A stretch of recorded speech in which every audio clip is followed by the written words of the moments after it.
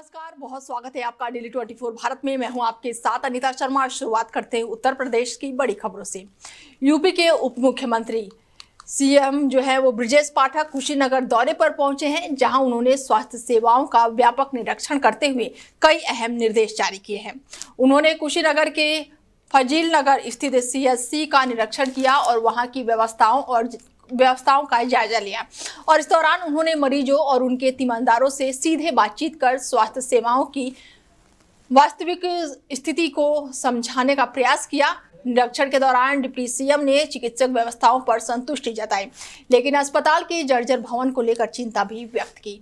उन्होंने अधिकारियों को पुराने भवन को ध्वस्त कर नए भवन के निर्माण का प्रस्ताव तैयार करने के लिए निर्देश दिए।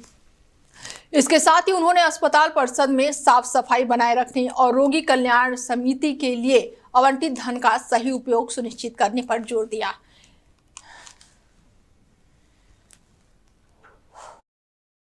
निष्प्रोज भवन हो चुके हैं, इनको तत्काल निष्प्रोज घोषित करके नए भवन का प्रस्ताव भेजा जाए, ये जिलाधिकारी महोदय और मुख्य चिकित्सा अधिकारी महोदय का कहा है।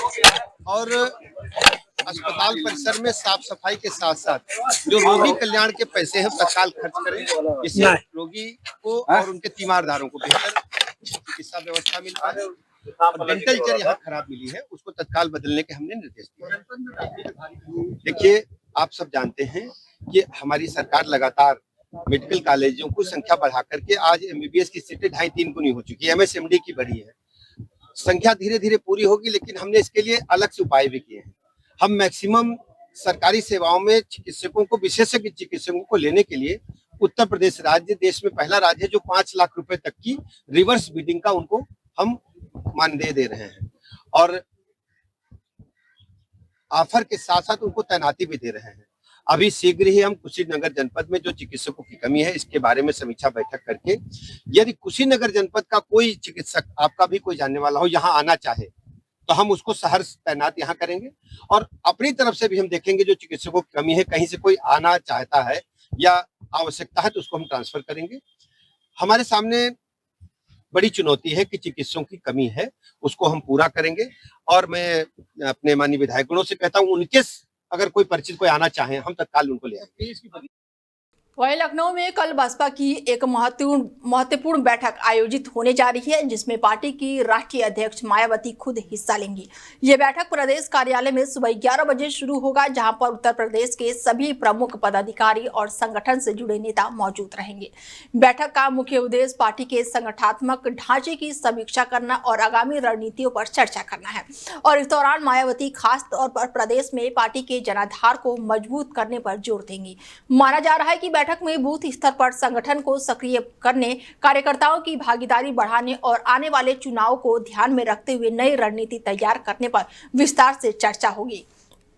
इसके अलावा पार्टी की वर्तमान स्थिति का आकलन करते हुए कमजोर क्षेत्र में सुधार के लिए भी दिशा निर्देश दिए जा सकते हैं, ताकि बसपा की राज्य में फिर से मजबूत राजनीतिक ताकत के रूप में स्थापित किया जा सके। स्वामी अभिमुक्तेश्वरानंद सरस्वती ने एक कार्यक्रम के दौरान योगी आदित्यनाथ पर खुलकर निशाना साधते हुए उनके कामकाज और कार्यशैली पर गंभीर सवाल खड़े किए हैं। यह कार्यक्रम टांडा तहसील के गोवर्धनपुर स्थित मां सिद्धेश्वरी मंदिर में आयोजित किया गया, जहां पर बड़ी संख्या में श्रद्धालु और स्थानीय लोग मौजूद रहे। अपने संबोधन में शंकराचार्य ने कहा कि योगी आदित्यनाथ के कार्यों से पार्टी को नुकसान हो रहा है और उनकी नीतियों के कारण राजनीतिक स्थिति प्रभावित हो रही है। उन्होंने मांस विक्रय के मुद्दों पर भी तीखी टिप्पणी करते हुए सरकार की नीतियों पर सवाल उठाए और इसे धर्म और सामाजिक मूल्यों से जोड़कर देखा। स्वामी अभिमुक्तेश्वरानंद ने यह भी कहा है कि एक साधु के रूप में जीवन जीने वाले व्यक्ति द्वारा मुख्यमंत्री पद पर रहते हुए वेतन लेना सिद्धांतों के अनुरूप नहीं है। बयान ने साधु जीवन, धर्म और सत्ता के संबोधन को लेकर नई बहस छेड़ दी है। कार्यक्रम के बाद से उन्होंने इस बयान की राजनीतिक और सामाजिक गलियारों में व्यापक चर्चा शुरू हो गई है। लोगों के बीच ये मुद्दा चर्चा का केंद्र बन गया है कि क्या धर्म और राजनीति का ये मेल सही दिशा में है या नहीं। इस बयान ने न केवल सरकार की कार्यप्रणाली, धार्मिक पदों और साथ ही आसीन व्यक्तियों की भूमिका और जिम्मेदारियों को लेकर भी कई अहम सवाल खड़े कर दिए हैं। करेंगे, सरकार के विरुद्ध आवाज उठा नहीं पाएंगे। अगर सरकार अत्याचार करने लगी तो कम से कम साधु महात्मा बोलेंगे। लेकिन जब साधु महात्मा भी सरकार के स्वर में स्वर मिलाने लगेंगे तो फिर इस जनता का क्या होगा? और फिर ये जनता उन साधु महात्माओं को क्यों पाले? ये बड़ा सवाल है। इसलिए सरकारी संतों से सनातन धर्म के लोगों को उम्मीद नहीं है। हाँ, कोई असरकारी संत हो तो उससे हमको कभी भी उम्मीद है। वह करेंगे, सरकार के विरुद्ध आवाज उठा नहीं पाएंगे। अगर सरकार अत्याचार करने लगी तो कम से कम साधु महात्मा बोलेंगे, लेकिन जब साधु महात्मा भी सरकार के स्वर में स्वर मिलाने लगेंगे तो फिर इस जनता का क्या होगा? और फिर ये जनता उन साधु महात्माओं को क्यों पाले? ये बड़ा सवाल है। इसलिए सरकारी संतों से सनातन धर्म के लोगों को उम्मीद नहीं है। हाँ, कोई असरकारी संत हो तो उससे हमको कभी भी उम्मीद है। हरदोई में एक दर्दनाक सड़क हादसे ने पूरे इलाके को झकझोर कर रख दिया है। बता दें कि खतौली सर्विस रोड पर तेज रफ्तार से आ रही एक कार ने बाइक सवारी युवक को जोरदार टक्कर मार दी। टक्कर इतनी भीषण थी कि मौके पर ही 3 युवकों की मौत हो गई, जबकि 2 अन्य गंभीर रूप से घायल हो गए। हादसे के बाद से मौके पर अफरा तफरी मच गई और स्थानीय लोगों की भीड़ जुट गई। घायलों को तुरंत ही नजदीकी समुदाय स्वास्थ्य केंद्र ले जाया गया, जहाँ पर प्राथमिक उपचार के बाद उनकी हालत गंभीर देखते हुए उन्हें उच्च चिकित्सा केंद्र के लिए रेफर कर दिया गया। मृतक सभी युवक सवाजपुर थाना क्षेत्र के बताए जा रहे हैं, जिसके बाद से गांव में पूरी तरह से शोक की लहर फैल गई है। इस घटना के बाद से पुलिस भी मौके पर पहुंची है और आगे की कार्रवाई शुरू कर दी है। अलीगढ़ में आयोजित हिंदू नव वर्ष कार्यक्रम के दौरान करणी सेना के राष्ट्रीय अध्यक्ष सूरजपाल अम्मू ने कई विवादित और तीखे बयान दिए हैं, जिससे राजनीतिक और सामाजिक हलकों में चर्चाएं तेज हो गई हैं। ये कार्यक्रम अलीगढ़ के हैबिटेट सेंटर में आयोजित हुआ था, जहां पर बड़ी संख्या में समर्थक मौजूद रहे। अपने संबोधन में सूरजपाल ने कहा कि 2027 के विधानसभा चुनाव काफी नजदीक है और उन्होंने उत्तर प्रदेश के योगी आदित्यनाथ पर उप मुख्यमंत्री से अपील की है कि जल्द से जल्द अलीगढ़ का नाम बदलकर हरिगढ़ किया जाए। उन्होंने यूजीसी से जुड़े मुद्दों पर भी टिप्पणी करते हुए आरोप लगाया कि हिंदुओं को बांटने का प्रयास किया गया है और इस संदर्भ में केंद्रीय शिक्षा मंत्री धर्मेंद्र प्रधान पर निशाना साधते हुए कहा कि उन्होंने अपने पद पर नहीं उन्हें रहना चाहिए। इसके अलावा फिल्मों को लेकर उन्होंने कहा कि यदि कोई फिल्म सच्ची घटनाओं पर आधारित है तो उसकी सराहना होनी चाहिए, लेकिन साथ ही ये भी जोड़ा गया है कि फिल्म अभिनेता मुख्य रूप से पैसा कमाने के उद्देश्य से काम करते हैं और उनकी राष्ट्रभक्ति से सीधा संबंध नहीं होता।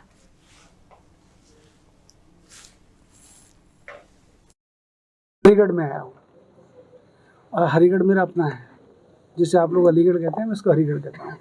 उत्तर प्रदेश सरकार से भी कहता हूँ, मुख्यमंत्री जी से भी कहता हूँ और उनके सहयोगी दोनों उप मुख्यमंत्रियों से भी कहूँगा, राजनीति छोड़ के अलीगढ़ को हरिगढ़ करने का काम करें। 2027 नज़दीक है, ठीक है। और बोले सर, यूजीसी को लेकर क्या कहेंगे? यूजीसी बिल्कुल इस देश के अंदर ना लागू हुआ है, ना होने देंगे।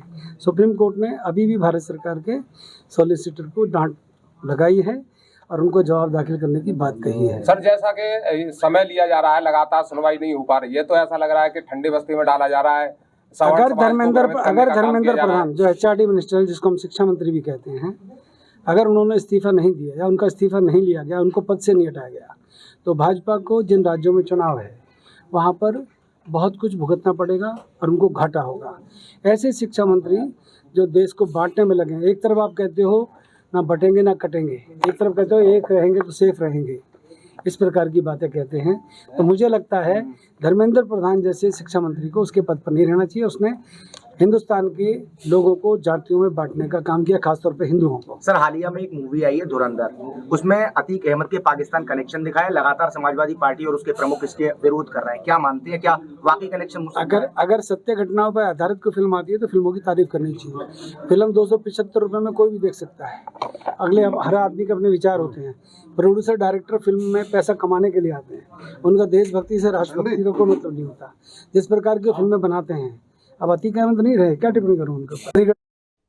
खबरों में आगे बढ़ते बता दें कि सीतापुर से एक महत्वपूर्ण खबर जो है वो निकलकर सामने आई है, जहां पर कृषि व्यापारी वेलफेयर एसोसिएशन के कार्यक्रम में पवन सिंह चौहान शामिल हुए और ये कार्यक्रम सीतापुर में रखा गया है, जहां पर बड़ी संख्या में व्यापारी और संगठन के पदाधिकारी मौजूद रहे। कार्यक्रम की शुरुआत जो है एमएलसी पवन सिंह ने दीप प्रज्वलित करके की और इसके बाद से व्यापारियों की समस्याओं पर विस्तार से चर्चा की गई। अपने संबोधन में उन्होंने व्यापारियों को भरोसा दिलाया कि उनकी हर समस्या को गंभीरता से उठाया जाएगा। उन्होंने कहा कि कोई भी व्यापारी अपनी समस्या संगठन के माध्यम से या फिर सीधे उनसे संपर्क कर सकता है और वो हर संभव मदद करने के लिए तैयार हैं। और इस दौरान व्यापारियों ने अपनी विभिन्न समस्याएं जो खुलकर रखी, जिसमें बाजार से जुड़ी दिक्कतें और कृषि व्यापार से संबंधित मुद्दे प्रमुख रहे।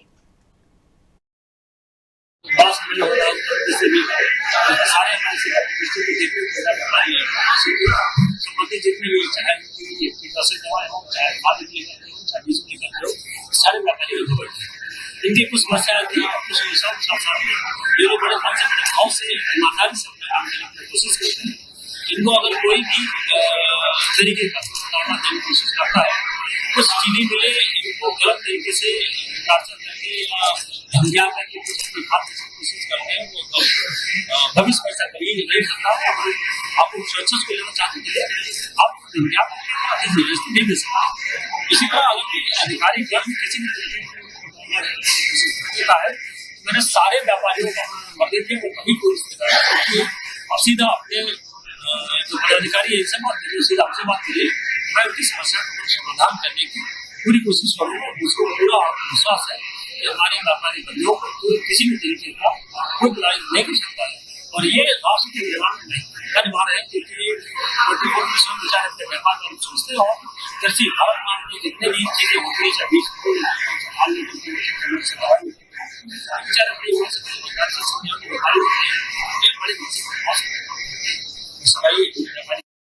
ललितपुर क्षेत्र में उस समय हड़कंप मच गया जब एक तेंदुए ने एक युवक पर अचानक से ही हमला कर दिया। जानकारी के अनुसार युवक सुबह शौच के लिए घर से बाहर निकला था और तभी घात लगाए बैठे तेंदुए ने उस पर झपट्टा मार दिया। अचानक हुए इस हमले से युवक घबरा गया, लेकिन उसने हिम्मत नहीं हारी और तेंदुए से संघर्ष करते हुए शोर शराबा सुनकर आसपास के लोग मौके पर पहुंचे, जिसके बाद से तेंदुआ जंगल की ओर भाग गया। इस हमले में युवक गंभीर रूप से घायल हो गया, जिसे तुरंत अस्पताल में भर्ती कराया गया, जहाँ पर उसका इलाज जारी है। घटना के बाद से गांव के लोग जो है वो दहशत में हैं और घर से बाहर निकलने में काफी डर महसूस कर रहे हैं। ग्रामीणों ने इस घटना के बाद से वन विभाग की लापरवाही भी बताई है। उनका कहना है कि क्षेत्र में पहले भी जंगली जानवरों की मौजूदगी की सूचना दी गई, लेकिन समय रहते कोई भी ठोस कदम नहीं उठाया गया। सीतापुर से एक खबर है, जहां पर सीतापुर से एक सकारात्मक और स्वास्थ्य जागरूकता से जुड़ी खबर आई है, जहां पर बेटियों की सेहत को सुरक्षा करने के लिए एक महत्वपूर्ण पहल की गई है। जिले में मिश्रित स्थित समुदाय स्वास्थ्य केंद्र में आज HVP वैक्सीन का विधि विधान के साथ शुभारंभ किया गया। इस कार्यक्रम का उद्घाटन जो है अधीक्षक डॉक्टर प्रखर श्रीवास्तव ने किया है और इस दौरान 14 से 15 साल की किशोरियों को यह वैक्सीन लगाई गई, जो कि उनके भविष्य में सर्वाइकल कैंसर जैसी गंभीर बीमारियों से बचाने में मदद करेगी। टीकाकरण के बाद से सभी लाभार्थियों का पंजीकरण जो है किया गया और उसके बाद से स्वास्थ्य विशेषज्ञों के अनुसार ये वैक्सीन पूरी तरह से सुरक्षित और प्रभावित है, जो महिलाओं में होने वाले सर्वाइकल कैंसर के खतरे को काफी हद तक कम कर सकती है। अधीक्षक जो है इस मौके पर मौजूद रहे और इसके साथ ही 14 साल या फिर उससे अधिक आयु की बेटियों को टीकाकरण अवश्य कराएं, ताकि उनके भविष्य को इस गंभीर बीमारी से सुरक्षित रखा जा सके। कार्यक्रम के दौरान स्वास्थ्य विभाग की पूरी टीम जो है वो मौके पर मौजूद रही। पीलीभीत सदर सीट की राजनीति एक बार फिर से गर्मा गई है, जहां पर योगी सरकार में गन्ना मंत्री संजय सिंह गंगवार के बयानों को लेकर सपा खेमे में तीखी प्रतिक्रिया देखने को मिल रही है। समाजवादी पार्टी के वरिष्ठ नेता और पूर्व मंत्री अनीस अहमद खां उर्फ फूल बाबू ने एक जनसभा के दौरान संजय सिंह गंगवार पर जमकर निशाना साधते हुए उन्हें कड़ी नसीहत दी है और उनके राजनीतिक सफर पर भी सवाल उठाए हैं। सभा को संबोधित करते हुए फूल बाबू ने कहा है कि पीलीभीत की जनता भोली भाली है और साथ ही असली बड़ा नेता कौन है ये जानती है। इसके साथ ही कई बार के विधायक रहे और मंत्री रह चुके और जिसका जनाधार मजबूत हो। उन्होंने अपने राजनीतिक अनुभव का हवाला देते हुए कहा कि उन्होंने अपने समय में लोगों के बीच मजबूत पकड़ बनाई और उनके दरबार में डीएम, एसपी और एसटीएम और सीओ जैसे अधिकारी भी मौजूद रहते थे, जहां एक फोन पर लोगों की समस्याओं का समाधान हो जाता था। उन्होंने आरोप लगाया कि वर्तमान में संजय सिंह गंगवार के कार्यकाल में लोगों के बीच डर का माहौल बना हुआ है और कई अच्छे लोग दबाव महसूस कर रहे हैं। फूल बाबू ने यह भी दावा किया है कि संजय गंगवार को राजनीति में आगे बढ़ने में उनका महत्वपूर्ण योगदान रहा है और उन्होंने ही उन्हें पहली बार सपा से टिकट दिलवाया था। उन्होंने चेतावनी भरे लहजे में कहा है कि अगर आज भी आमने सामने हो जाए तो गंगवार उन्हें पहले सलाम करेंगे, लेकिन अब वो अपने ही लोगों को अनदेखी कर रहे हैं। समाजवादी पार्टी के पास कोई मुद्दा नहीं है। उन्होंने केवल हिंदू और मुस्लिम को बांटने का काम किया है, हिंदू और मुसलमान को लड़ाने का काम किया है। देश के ऊपर नापाक नजर रखने वाले पाकिस्तान की मदद करते हैं, क्योंकि उस पिक्चर में पाकिस्तानियों को दिखाया गया है, डॉन दाद को 26/11 वाला हमले को दिखाया गया है। तो जाहिर सी बात है उनका तो जो माफिया प्रेम है वो तो झलकेगा ही। किसी माफिया की सच्चाई जब दिखाई जाएगी तो अखिलेश यादव के पेट में दर्द होना निश्चित है, क्योंकि ये इनके द्वारा पोषित माफिया है, कहीं ना कहीं इनका संरक्षण है। अतीक अहमद जो फेक करेंसी उसमें दिखाई है मूवी में, लेकर के पाकिस्तान के और नेपाल के रास्ते से उत्तर प्रदेश के अंदर आने वाली थी, उस फेक करेंसी को हमारे अधिकारियों ने पकड़ा, रोका और अतीक अहमद को सजा मिली, मुख्तार अंसारी को सजा मिली। तो अखिलेश यादव उनकी वहां फातिया पढ़ने चले गए, लेकिन जब देश का कानपुर का एक सिपाही बॉर्डर पर शहीद हुआ तो बोले कि मेरी पार्टी का कार्यकर्ता नहीं है, मैं नहीं जाऊंगा। इस पीढ़ी में सारे लोग जानते हैं कि एक फूल बाबू बड़े नेता है। बड़े नेता कहाँ किसमें जाता है? जो कई बार एमएलए रहा हो, मिनिस्टर रहा हो, और उसके हिसाब से लोगों को खड़ा होना चाहिए। मैं लोगों के बारे में एग्जाम्पल देकर ये कहना चाहता हूं, यहाँ पर संजय गंगवार है मिनिस्टर, जाने कितने अच्छे लोगों को डर लग रहा है, जबकि संजय गंगवार को नेता बनाने वाले हमने पहली बार बीएसपी को टिकट दिलाया था। आज भी अगर वो सामने पड़ेगा तो सलाम पहले करेगा, लेकिन आपको सबको कहीं ना कहीं डरा के रखा है। कहीं बड़ा पैजामा बोला जाता है, कहीं छोटा पैजामा बोला जाता है।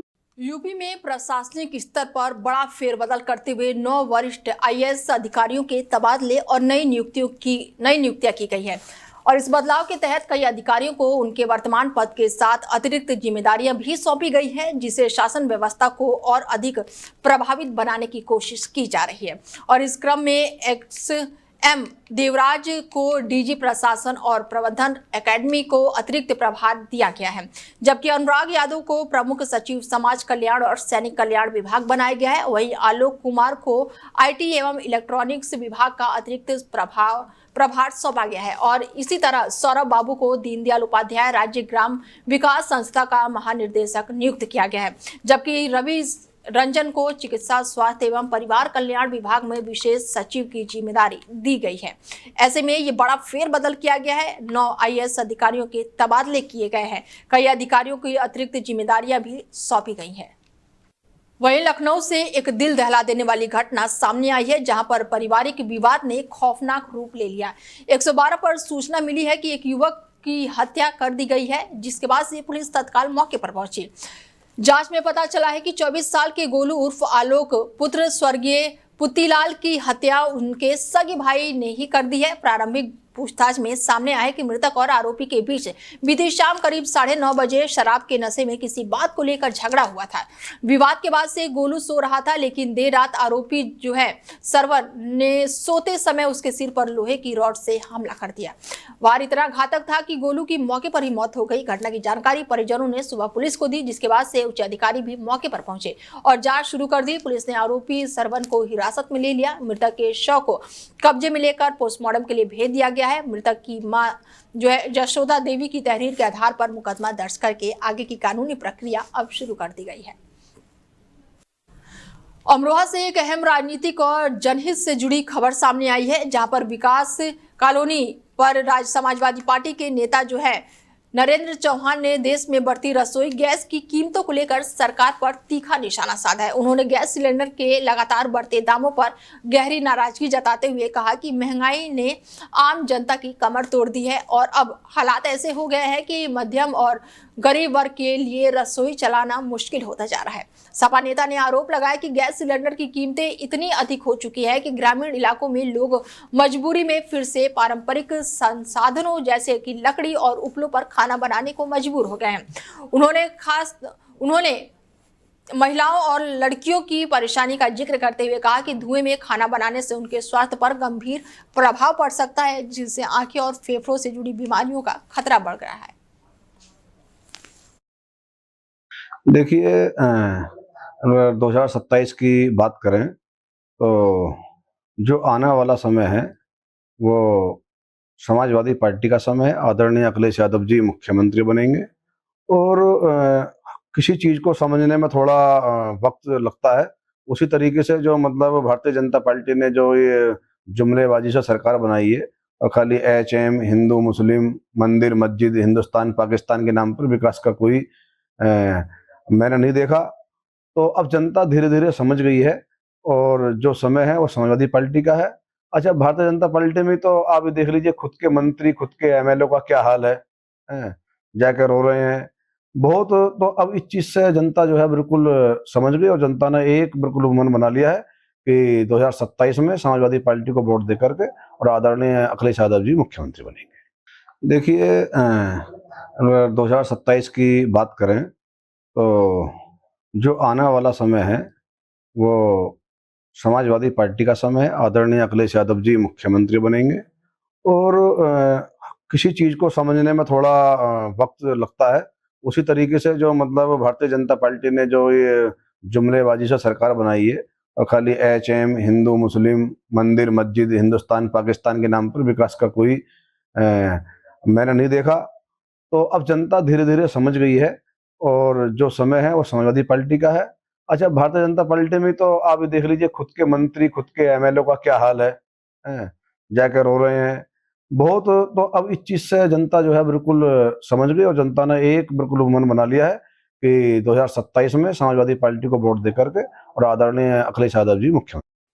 वहीं सीतापुर में आज बड़ी कार्रवाई करते हुए एक कथित अवैध निर्माण पर बुलडोजर चला दिया गया, जिससे इलाके में हड़कंप मच गया। जानकारी के अनुसार यह मस्जिद तालाब और कब्रिस्तान की जमीन पर बनाई गई थी और करीब 12 साल पहले इस पर कब्जा करके निर्माण किया गया था और इस मामले को लेकर लंबे समय से प्रशासन और मस्जिद कमेटी के बीच विवाद चल रहा था।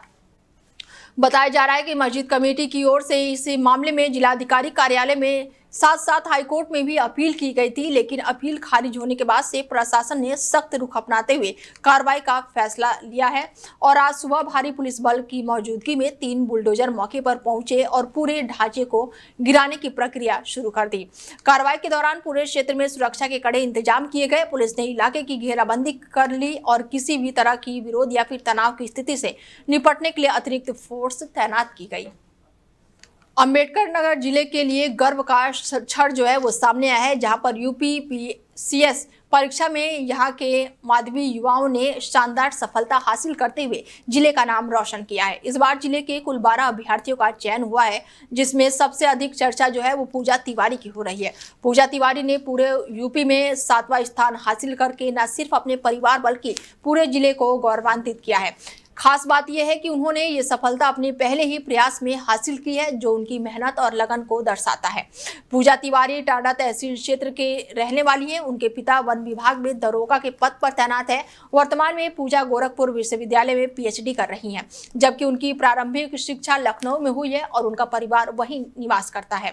उनकी इस उपलब्धि के बाद से गाँव में खुशी और जश्न का माहौल है। लोग एक दूसरे को मिठाई खिलाकर बधाई दे रहे हैं। पूजा तिवारी के अलावा जिले के अन्य सफल अभ्यर्थियों की सृष्टि जो है चौधरी वो भी हैं और अभिषेक हैं, अभिनंदन सिंह हैं, विष्णुकांत हैं। इसके साथ ही इन सभी को बधाई दी गई है। मिर्जापुर में अग्रवाल समाज से जुड़ी अग्रवाल नवयुवक समिति ने एक नए पदाधिकारियों का चुनाव जो है वो बेहद ही शांतिपूर्ण ढंग से संपन्न हुआ है। रविवार को आयोजित इस चुनाव में साल 2026 और 27 के लिए नई कार्यकारिणी का गठन किया गया, जिसमें नितिन अग्रवाल को सर्वसम्मति से अध्यक्ष चुन लिया गया। उनके चयन के साथ ही समिति में उत्साह का माहौल देखा गया है और सदस्यों ने उन्हें बधाई दी है। चुनाव के परिणाम स्वरूप अन्य महत्वपूर्ण पदों पर भी नियुक्ति की गई है। पीयूष अग्रवाल को मंत्री बनाया गया, जबकि उपाध्यक्ष पद पर अविनाश गोयल को जिम्मेदारी सौंपी गई। भवन मंत्री के रूप में नीतीश अग्रवाल और किशन प्रसाद को चुना गया। इसके अलावा रोहित अग्रवाल कोषाध्यक्ष बनाए गए, जबकि उप मंत्री के रूप में किशन अग्रवाल और आय व्यय निरीक्षण के रूप में अर्पित गोयल को चयन किया गया है। इस अवसर पर समिति के शासन समिति और वरिष्ठ सदस्यों ने भी सभी नवनिर्वाचित पदाधिकारियों को हार्दिक बधाई दी।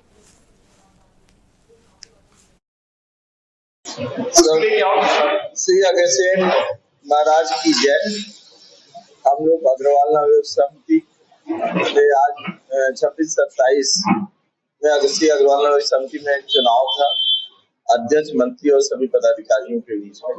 उसी चुनाव के संदर्भ चुनाव संपन्न हुआ। आज चुनाव की पूरी प्रक्रिया कंप्लीट की गई। चुनाव में अध्यक्ष पद के लिए नितिन अग्रवाल जी और अक्षय कृष्ण गर्ग खड़े थे और मंत्री पद के लिए पीयूष अग्रवाल जी और गोपाल अग्रवाल जी खड़े थे। इसके अन्य पदाधिकारियों के लिए निर्विरोध चुनाव था। फिर हमारे यहाँ शासन समिति के वरिष्ठ लोगों ने, संगम चाचा जी, अनिल चाचा जी, लोगों ने हम मुझसे कहा कि आप लोग आपस में बात कर लीजिए, अगर ये चुनाव निर्विरोध हो जाए तो इससे अच्छा कुछ नहीं होगा। इसी क्रम में अक्षय कृष्ण गर्ग जी को मंच पे बुलाया गया। अक्षय कृष्ण गर्ग जी जो अध्यक्ष पद के प्रत्याशी थे, वो सर्वसम्मति से अपनी इच्छा अनुसार नितिन अग्रवाल जी को अध्यक्ष पद के लिए चयनित कर लिया गया और उन्होंने अपना फॉर्म। फिलहाल खबरें लगातार जारी है, बने रहिए आप हमारे साथ और देखते रहिए DL 24 भारत। नमस्कार।